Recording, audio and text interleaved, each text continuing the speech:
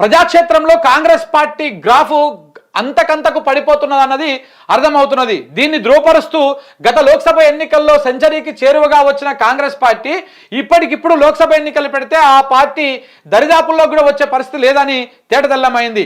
ఈ మేరకు India Today C voter mood of nation పేరిట నిర్వహించిన తాజా సర్వేలో ఆసక్తికర విషయాలు వెల్లడయ్యాయి. సర్వేలో తేలింది ఇది: ఇప్పటికిప్పుడు లోక్సభ ఎన్నికలు జరిగితే కాంగ్రెస్ పార్టీకి 78 స్థానాలు మాత్రమే వచ్చే అవకాశం ఉందని సర్వే తేల్చి చెప్పింది. నిరుడు లోక్సభ ఎన్నికల్లో కాంగ్రెస్ పార్టీ సాధించిన సీట్లు 99తో పోలిస్తే ఇప్పుడు ఆ పార్టీకి ఏకంగా 21 స్థానాలు తగ్గే అవకాశం ఉన్నట్లుగా పేర్కొన్నది.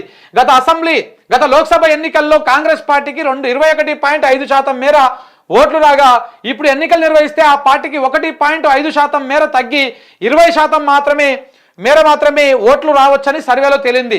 ఇదే సమయంలో బీజేపీకి 3% మేర ఓటు షేరు పెరగవచ్చని అభిప్రాయపడింది. కాంగ్రెస్ నేతృత్వంలోని ఇండియా కూటమి సీట్లు కూడా భారీగా తగ్గిపోనున్నట్టు ఈ సర్వే అంచనా వేసింది. 2024 లోక్సభ ఎన్నికల్లో 232 సీట్లు సాధించిన ఇండియా కూటమికి ఇప్పటికిప్పుడు ఎన్నికలు జరిగితే 44 సీట్లు తగ్గి 188కే పరిమితం అవుతుందని తేల్చి చెప్పింది. కాగా లోక్సభ ఎన్నికల తర్వాత జరిగిన పలు రాష్ట్రాల అసెంబ్లీ ఎన్నికల్లో కాంగ్రెస్ పార్టీ బోల్తాబడింది. ఢిల్లీలో వరుసగా మూడోసారి హ్యాట్రిక్ 0 సీట్లు సాధించడం తేలిపోయింది. ప్రజాదరణ పొందని కాంగ్రెస్ ఎంపీలు, తెలంగాణ ముఖ్యమంత్రి రేవంత్ రెడ్డి సహా కాంగ్రెస్ ముఖ్యమంత్రుల ప్రజాదరణ కూడా అంతంతే అని మూడ్ ఆఫ్ ది నేషన్ సర్వేలో తేల్చి చెప్పింది. దేశంలో ప్రజాదరణ కలిగినటువంటి ముఖ్యమంత్రుల జాబితాలో 62.1% సిక్కిం సీఎం ప్రేమ్ సింగ్ తమాంగ్ ఉన్నారు. ఆ తర్వాత వరుసగా స్టాలిన్, హిమాంత బిశ్వశర్మ, భూపేంద్ర భాయ్ పటేల్, ఇక చంద్రబాబు నాయుడు, మమతా బెనర్జీ, ఫెమా ఖండు, మానిక్ సాహు త్రిపురలో నిలిచారు. వీరందరికీ 40% కంటే ఎక్కువగా ప్రజాదరణ ఉన్నట్టుగా ఈ సర్వేలో తెల్లమైంది. మొత్తానికి అయితే కాంగ్రెస్ పార్టీ తను దోడుకున్నటువంటి గుంతల తానే పడుతున్నట్టుగా క్లియర్గా అర్థమైపోతా ఉన్నది. ఇక్కడ తాను దోడుకున్నటువంటి గుంతల తానే పడిపోతా ఉన్నది.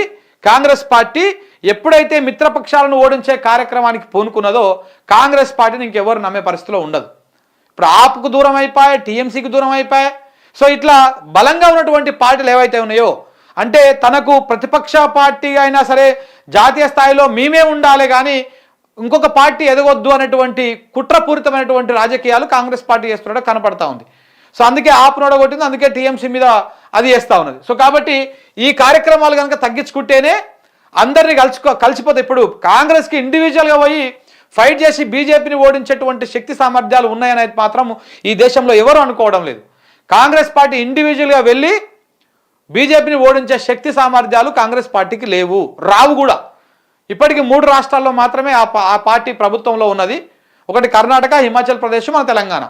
ఈ 3 రాష్ట్రాలే ఉన్నాయి. ఈ 3 రాష్ట్రాల్లో కూడా తీవ్రమైనటువంటి వ్యతిరేకత వచ్చింది. ఒకవేళ ఈ 3 రాష్ట్రాల్లో కూడా ప్రభుత్వాలు కోల్పోయింది అనుకో, ఇంకా దాని జీవితంలో పైకి ఎదిగొచ్చేటువంటి అవకాశాలు కనపడతలేవు. రాహుల్ గాంధీ ప్రధానమంత్రి కళ జీవిత కళగానే మిగిలిపోతుంది, ఆయన చిరకాల కళగానే అట్లా మిగిలిపోయేటువంటి అవకాశం కూడా ఉంటుంది.